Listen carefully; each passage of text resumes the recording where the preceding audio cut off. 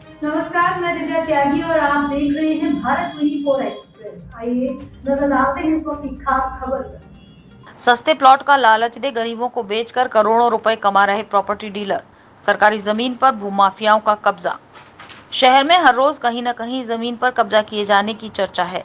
यमुना पार क्षेत्र की बात करें तो यहाँ दबंग बदमाश गुंडा टाइप के लोग, इनके आगे कोई क्षेत्रीय निवासी आवाज नहीं निकाल सकता, क्योंकि ये लोग धमकी देने और डराने में कोई कसर नहीं छोड़ते।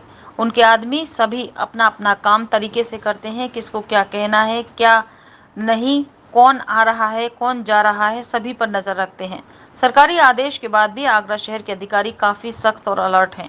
फिर भी न जाने क्यों उनकी नजर से बचकर जमीनों पर कब्जा कर रहे हैं। भूमाफिया और गरीबों को सस्ते प्लॉट का लालच देकर गरीबों को जमीन बेचकर करोड़ों रुपए कमा रहे हैं। प्रॉपर्टी डीलर ना कोई एडीए नक्शा पास, ना कोई परमिशन के बिना ही डूब क्षेत्र में नदी किनारे कॉलोनी और गोदाम खड़े कर दिए गए। यहाँ तक कि आवासीय कॉलोनी से आने वाले नाले नालियों को बंद कर दिया गया और गड्ढे भर दिए गए। तिरछी नजर के साथ बेखौफ सच लिख रहा हूँ, शायद अधिकारी घोड़े बेचकर चैन की नींद सो रहे हैं।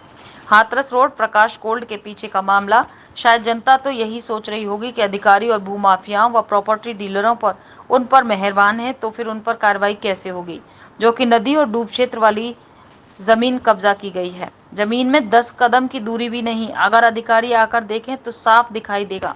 सूत्रों से मिली जानकारी के अनुसार पता चलता है कि कहीं ऐसा न हो प्रकाश गोल्ड के पीछे नदी के किनारे दूसरा जोहराबाग ना बन जाए। जैसे कहने को तो रामबाग स्थित जोहराबाग क्षेत्र की जगह सरकारी बताई जाती है और ये भी बताया जाता है कि पूर्व में 10-15 साल पहले नोटिस भी आ चुके हैं, लेकिन इन पर और किसी पर कोई कागज बैनामा आदि नहीं बताया जाता है। इतना ही नहीं, सूत्रों ने बताया कि अगर कोई जगह जोहराबाग में किसी को बेची जाती है तो दलाल द्वारा स्टाम्प पर नोटरी करा दी जाती है और इसी जोहराबाग में नर्सरी का व्यापार कर लाखों करोड़ों रुपए का व्यापार कर रहे हैं लोग।